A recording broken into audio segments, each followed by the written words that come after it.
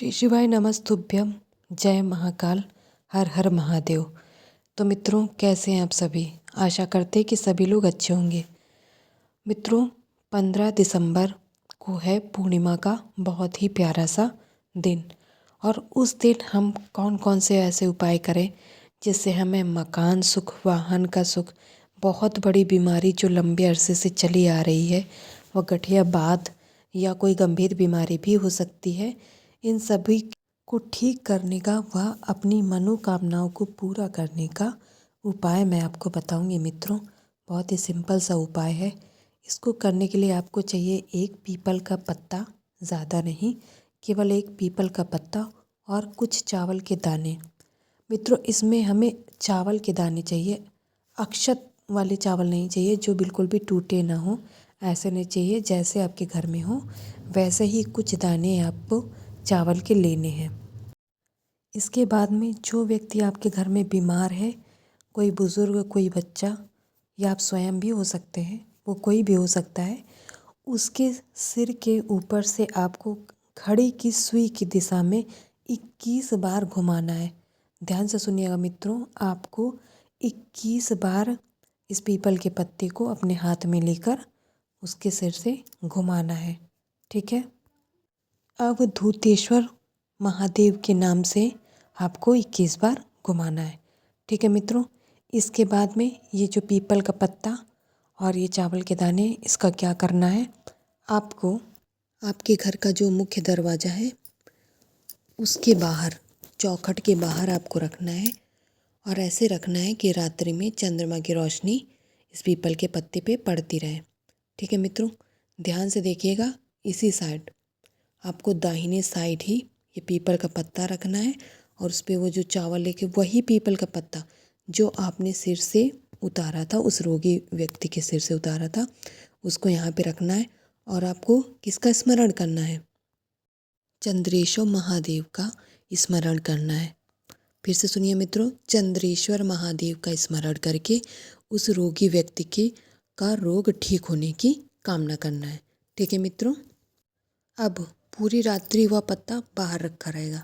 अगली सुबह प्रतिपदा के दिन यानी सोमवार के दिन आप उस पत्ता को उठा लाएंगे और वह जो रोगी व्यक्ति है उसे आप 3 बार सूंघाएंगे।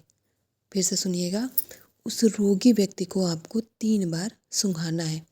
इसके बाद में ये जो पत्ता और चावल है, इसे क्या करना है, क्योंकि खिलाना तो है नहीं, ना आप चिड़ियों को डाल सकते हैं, ना ही इसे घर पे रख सकते हैं, ना भोले बाबा के शिवलिंग पे समर्पित करेंगे। आपका उपाय यहाँ से तो पूर्ण हो गया, लेकिन अभी इन चावलों को लेकर आपके आसपास कोई नदी, तालाब, सरोवर या गंगा जी कुछ भी हो, मतलब बहता हुआ जल होना चाहिए, ठहरा हुआ नहीं होना चाहिए। कोई अगर तालाब भी है वहाँ पर भी जाके आप इनको प्रवाहित कर दें। कहते हैं बहता हुआ जल हमारे लिए बहुत शुभ फल देने वाला होता है, और जो ठहरा हुआ जल होता है वह अशुद्ध होता है, जिससे बीमारियां भी होती हैं, जो हम उपाय करते हैं वह सफल नहीं होता। इसीलिए आदरणीय गुरुजी हमेशा बहते हुए जल में ही फूल पाती या अन्य जो भी सामग्री होती है पूजन की, उसे प्रवाहित करने के लिए कहते हैं। तो आप इसे बहते हुए जल में प्रवाहित कर दें। यदि आपके आसपास बहता हुआ जल नहीं है तो बेलपत्री के पेड़ के नीचे भी इन चावलों को आप रख सकते हैं। उससे क्या होगा, वो जो पक्षी होंगे उसे खा लेंगे, उससे भी आपको उसका लाभ मिलेगा। और यकीन मानिए मित्रों, मात्र 1 महीने के अंदर ही वह जो रोगी व्यक्ति है उसकी सारी दवाइयाँ छूट जाएंगी, वह पूरी तरह से स्वस्थ हो जाएगा। इतना समय ज़्यादा से ज़्यादा लगेगा, इससे अधिक नहीं लगेगा। तो मित्रों, यह तो रहा पहला उपाय रोग निवारण का। अब हम अपनी मनोकामना पूर्ति का दूसरा उपाय करते हैं, जो कि बहुत ही सिंपल सा है। इस उपाय के लिए आपको एक तांबे का लोटा शुद्ध जल अपने घर का चाहिए, मात्र 1 लोटा जल, और वो अपने घर का ही होना चाहिए। आप रास्ते से या मंदिर परिसर से बिल्कुल नहीं लेंगे। ठीक। इसके अलावा आपको जो दूसरी महत्वपूर्ण चीज़ चाहिए वह है बेलपत्र, और वह भी कितनी, गिन के आपको 5 बेलपत्र ही लेनी है, इससे अधिक बेलपत्र की आवश्यकता नहीं पड़ेगी। तो 1 लोटा जल और 5 बेलपत्र आप ले लीजिए। और जो लक्ष्मी जी को सबसे प्रिय है कमलगट्टा, 1 कमलगट्टा आपको लेना है। अब इन सभी चीज़ों को लेके आपको उपाय करना है। ठीक है मित्रों, अब आप ले लेंगे 1 लोटा शुद्ध जल, उसमें आपने जो 5 बेलपत्र लिए हैं वो डाल लीजिए, और जो 1 कमलगट्टा लिया है उसको भी आप इसी लोटे के अंदर डाल लीजिए। इसके बाद आपको पहुंच जाना है शिवलिंग के पास।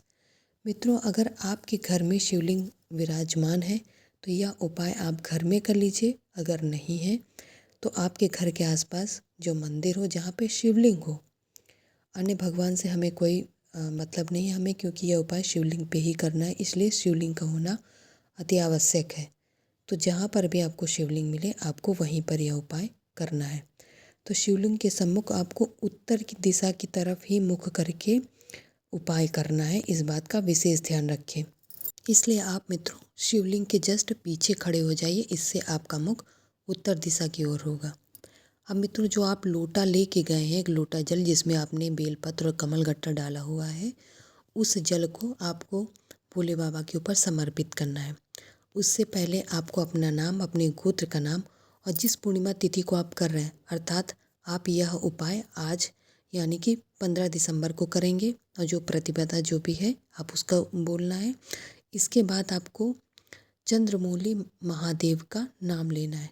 ठीक है मित्रों, चंद्रमौली महादेव का नाम लेकर इस जल को आपको भोले बाबा की शिवलिंग पर समर्पित करना है। पूज्य गुरु जी कहते हैं कि जब आप जल चढ़ाते हैं तो आप जल नहीं समर्पित कर रहे होते हैं, बल्कि भोले बाबा को आप धीरे धीरे जलाधारी को सींच रहे होते हैं। तो मित्रों, जैसे ही यह पूरा जल बह के बाबा के यहाँ पे शिवलिंग से नीचे को ओर आएगा, आप अपने दोनों हाथों से उस जल को रोककर उस भीगे हुए जल से उंगलियों को अपने दोनों नेत्रों में लगा लेना है, और अपनी जो भी मनोकामना है उसे बाबा के सम्मुख कह देना है। मित्रों, एक ही पूर्णिमा करने से, क्योंकि कल महापूर्णिमा का दिन है, एक ही पूर्णिमा को आप यह उपाय करेंगे, यकीन मानिए अगली पूर्णिमा तिथि आते आते आपकी वह मनोकामना ज़रूर पूरी होगी। तो इस छोटे से उपाय को आप लोग ज़रूर करिएगा।